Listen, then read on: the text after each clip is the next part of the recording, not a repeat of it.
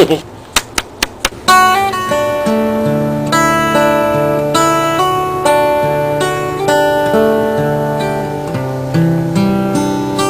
I'm Scott Brown with Green Wind and Other Home Energy. Well, a few days ago it rained, finally, after close to about 3 months, and we finally got some wind back here. This got caught out in the rain, rusted up, it all looked like the inside. I put it on a clamp and got the belt sander after it and got the edges real good. Now we're ready to go ahead and put the magnets on this one and cast it as well. Well, hopefully we get to watch it pour and show you how that little process works. Okay, well, there's the other side of it all cleaned up nicely. I've got some beautiful little patterns in it. Stay out of the light and get different angles on it. There we go, that's all nice and cleaned up. I think I'm going to paint this side first with some epoxy. Oh yeah, now that's beautiful. And one hand on the crank, one hand on the spray can. Some anti-rust spray enamel. Beautiful. Kind of pretty, ain't it? Alright, remember that throwing the magnet up in the air, it's going to, if I turn it on this side here, it's going to do a little flipping. Put it on this side, it kind of stays in the same spot and comes down the same way. This is the south side of the magnet. Let's test that theory. Alright, this should be the south side of the magnet, which means with this side facing out, it should repel on that middle one. Yep, it repels and pulls on that one. Oh yeah. So that's the south side right there, and we got it right. Okay, well, I've got the 3 little notches right here. I've got my template set up. I've got it all the way to here, but you'll notice it's got a little bit of a slop in here. Well, that's because this rotor is just a wee bit bigger, seeing as like I said, I get everything free if I can. The main deal is I got an equal space over here and an equal space over here, so this is perfectly straight because this is going to set up all the other magnets. So first off, I'm not even going to use super glue on this first one. I'm going to set this one up. It's snapped in. Make sure it's all the way out to the edge. Next one I'm going to do over here, I'm going to use another south magnet because it's south, north, south, north, south, north, south again. And I'm going to make sure this is lined up dead center. Oops, really don't want to be touching the rotor too much. Alright, we're going to do that. Might as well show you how to pull a magnet off over here. Remove the stand rather than going for another take. Anyway, the way they normally tell you to do is push down. Get your hand right on the edge and push down. And I'll tell you what, this piece will want to come out. I'm going to go ahead and let it do that because it seems to get in the way from me. There we go. Get out of here. Pushing down off the edge of the desk really gets hard. I turn them sideways, then I push them down, and I'm going to come over here and I'm going to use my thumb as well as pulling and pushing, and while I got it here, I'm going to pry it out, get my finger underneath, and then I'm going to roll this one off of here. Because these things, I've tried it the other way, and it's just really hard to do. But anyway, I've got this one off. Let's put it on the rotor. Alright, first thing I want to do, test to see if it's pulling. If it's pulling, then it means it's laying the same polarity as the other one. I'm going to go all the way to the other side, double check to make sure my spacing is right on each side, and that's where that one's going to go. I'm doing this backwards kinda. Come on, get right. Make sure that template does not move. And now we're inside that lip. It's not moving. Double check my spaces. I could use just a touch. Now this will go back and forth. Turn this over here and get at least one of the north magnets set in here. Alright, I've got the disc turned. I've got this centered from this side and this side. I'm double checking it because you see it'll slide back and forth. Center it from both sides here. Stick it over here. Now this really ain't going to move. I'm going to do the other side. That ought to pin them all. Whoop, a little of the paint stuck. One more magnet. Alright. Pulling, repelling, it's pulling, repelling, repelling. That's right. And everything is still lined up. Not to worry too much because I can still move them. I haven't glued any of them down. We'll get this thing lined up perfect. Make sure all of these are out to the outer edge as far as they will go. Look at the gap all the way around. It seems to be perfect. Look, this will not move anymore. Now I can put all the rest of the magnets on. You've seen it on the last video, so I don't have to do that on camera. Okay, and for the finale of doing this, I'll always take your last magnet. Notice it pulls here. Well, it's on the wrong side. It's repelling, it's pulling. repel, pull, repel, pull, repel, pull, repel, pull, repel, and this one's repelling. You know this is where this is supposed to go. And the last one is in. Okay, I've got some of this drywall tape and I've ripped it into little strips like this. I went around this twice, and this is basically nothing really needed. You know, you'd have to get over 1,000 RPM, and for a 10-foot prop, I really don't think it's going to get there, especially when it furls at about 30 miles per hour. But right up here, if you look right there, broke off, and right there. I figured this just might help on here, so we're going to go ahead and throw that on there anyway. This 1/8-inch lip right here is going to keep them magnets from sliding out. I've already super glued all these things, and I'm about ready to go ahead and put the aluminum foil tape. I got some taller aluminum foil tape where I can just lay it on the table and pull it around, and that's going to make this a lot easier. Well, I went ahead and put all the super glue around the edge of all these magnets all the way around, and I super glued the fabric, the fiberglass fabric, on all edges on the outside. My super glue was kind of hardened up in the end. I guess the heat got to it. So I took a little wire that I sharpened and I poked a hole in the very bottom edge.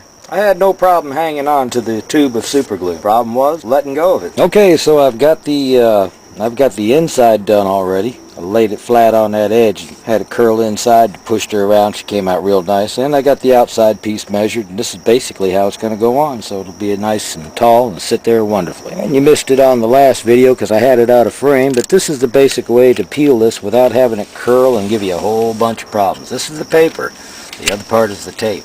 Keeping it down like this keeps it from curling up. Grab it by the glue, pick her up, set her down. I've got it in a curl. Push it to it, keep everything flat. And if I keep this level with the table, I can just walk right around this. I try to keep it leaning back. There we go. If I had a flatter surface, this would work out a lot better. Keep this pulled tight.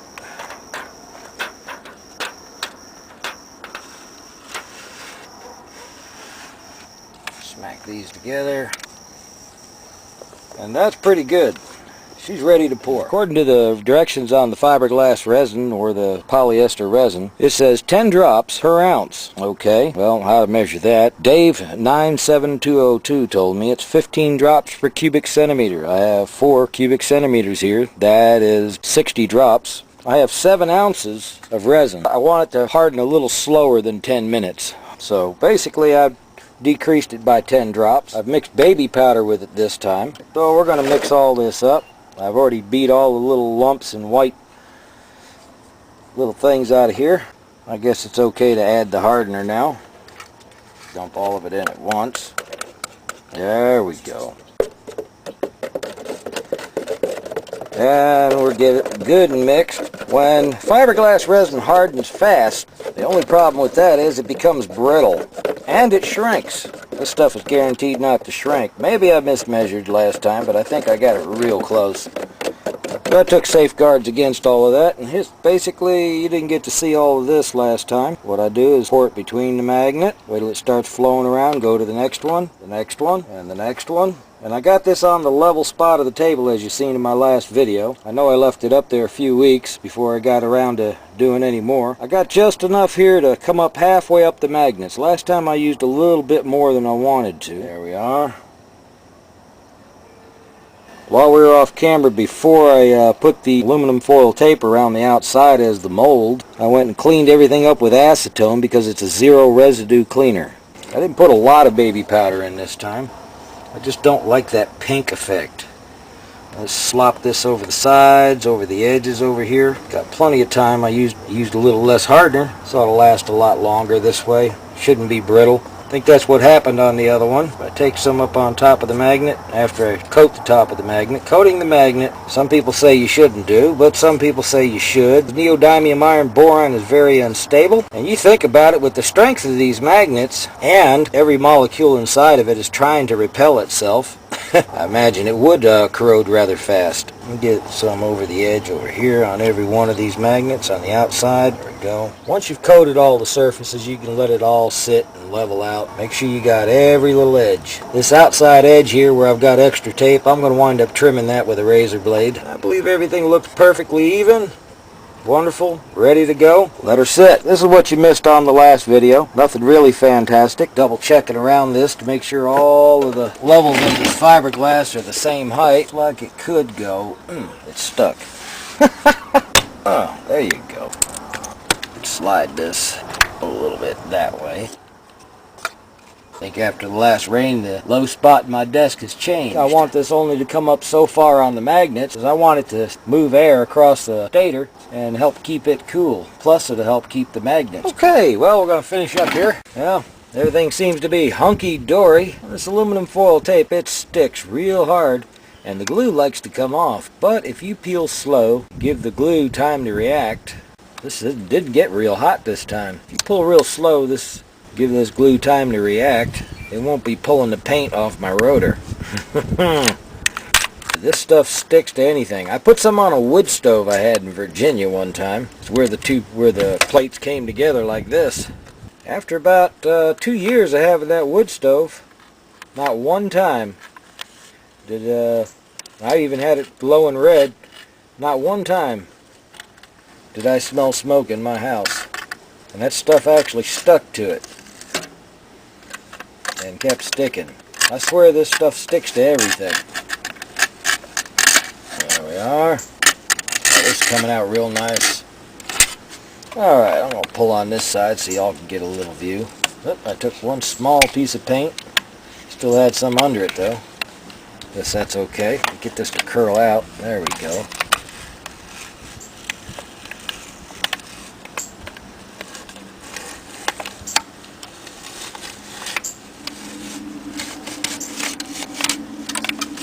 Wee-ha.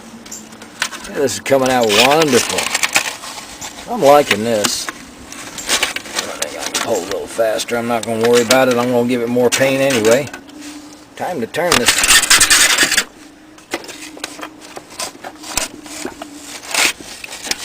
Oh yeah. Sweet. Come on. Stop sticking to things. There we go. Guess I should have cleared the desk off.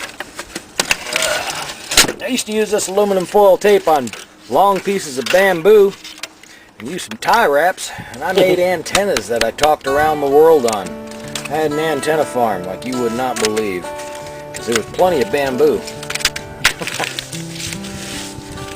Cheapest little antenna you can come up with. You want a 3-element Yagi beam? One roll of this, go get you some bamboo and tie wraps. Measure it. You can cut it with a razor blade when you're done. Everything comes out wonderful. And the glue that stays onto the fiberglass, basically you can get that off with alcohol. I think we're done here. Looks beautiful. It's still a little soft. That's good. It's not going to be brittle this time. 60 drops for 7 ounces. A little bit of baby powder. A fully casted magnet rotor. I'm Scott Brown with Green Wind and Other Home Energies. Many good things to you and yours. Thank you for watching. I appreciate every one of you and the comments and the help. God bless each one of you.